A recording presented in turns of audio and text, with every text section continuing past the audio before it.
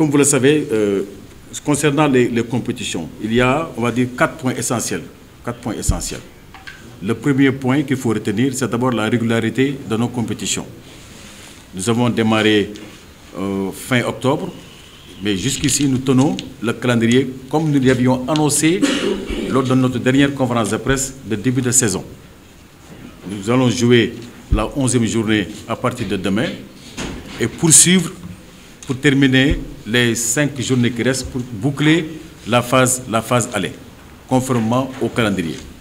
Ce qui est un peu rare, pour répondre un peu à Moustapha qui nous disait toujours vous ne maîtrisez pas le calendrier. Mais il conviendra avec nous que depuis 4 ans maintenant, notre calendrier est parfaitement maîtrisé.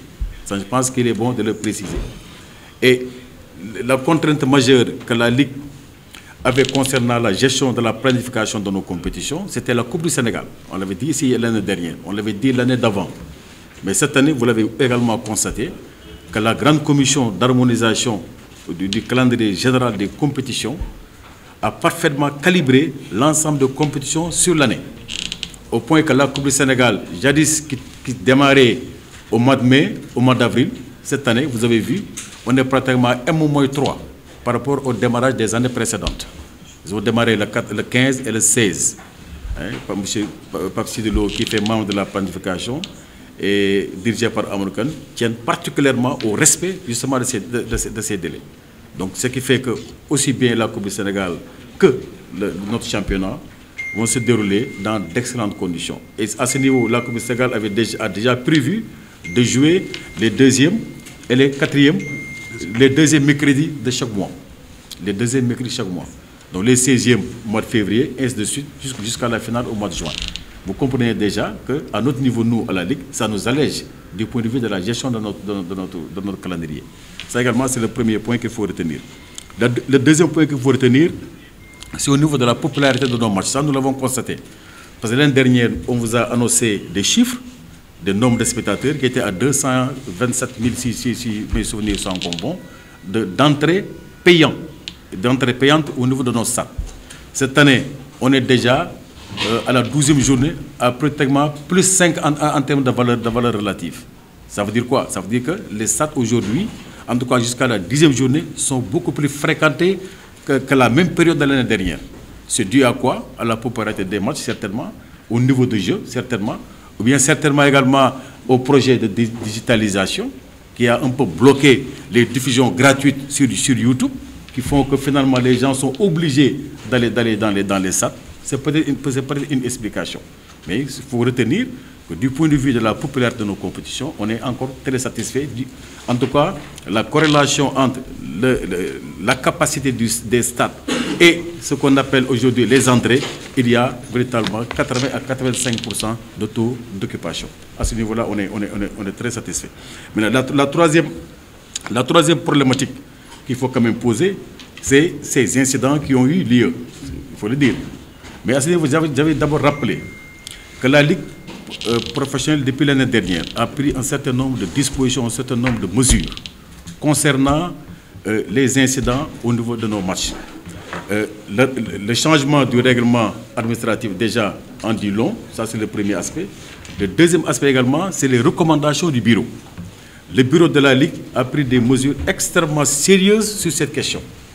Que les faits de violence dans nos stades constatés pour certains clubs uniquement, ça il faut quand même le dire, et c'est des clubs qui sont dans la région de Dakar, dans les 4 départements. C'est le Jaraaf qui concerne, c'est souvent Pikine, c'est souvent Guédiawaye ou bien Teguy FC. Ça tourne autour des 4 équipes de la région de Dakar qui jouent entre eux et malheureusement qui ont souvent source de violence.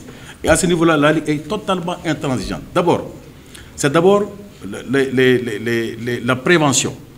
Pas plus que hier, une réunion a été organisée ici dans cette salle avec le commissaire d'Embassar, le lieutenant de la police de Guédiawaye, les représentants de Guédiawaye, les représentants de l'AS Pikine et les représentants de la Ligue, pour harmoniser justement sur les conditions d'organisation du match Pikine contre Guédiawaye, les dispositions sécuritaires à prendre et les dispositions d'organisation à prendre.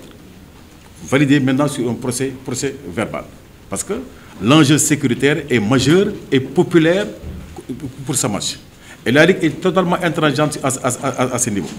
La deuxième chose, et ça vous l'avez constaté lors des derniers procès-verbaux de la commission de discipline, un club, le Jaraaf Pikine, le Jaraaf Gorée, sanctionné par des matchs à huis clos, systématiquement. Et ça également, c'est des recommandations formulées par le bureau au niveau de la commission de discipline. Il faut qu'on essaie de maîtriser l'environnement de nos compétitions. Il n'est plus question de laisser les clubs qui ont la charge de l'organisation. Ça, il faut quand même le rappeler. C'est les clubs qui organisent les matchs, ce n'est pas la Ligue. La Ligue n'a qu'un œil de supervision dans l'organisation des compétitions au niveau des clubs. Mais la charge de l'organisation et de la sécurité est totalement au niveau des clubs. Au point que même les dispositions réglementaires les obligent justement, en cas d'incident, à assumer la responsabilité de la mauvaise organisation ou bien de la non-sécurité au niveau des matchs.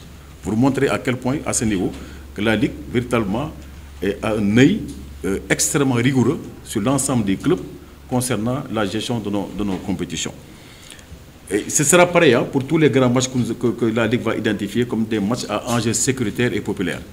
On l'a fait Tenguej à Gel, par Sidi Lo même qui a dirigé la délégation avec Amsata, pour faire des réunions de coordination et d'échange au niveau du SAT avec les deux clubs. Finalement, c'est un match qui s'est très bien passé.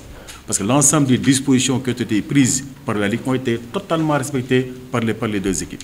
C'était pareil entre Tenguej et Pikine Tenguej. Également pareil.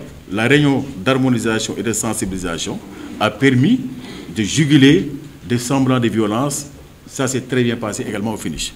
Le seul problème qu'on a eu, c'est Jaraaf Pikine et Jaraaf Gorée. Mais à ce niveau également, vous avez déjà vu les sanctions qui sont tombées contre le Jaraaf. Ça, c'est une recommandation du bureau à l'encontre de la commission de discipline. Il faut que les gens soient extrêmement intransigeants pour les fauteurs de troubles. C'est ce qui sont là pour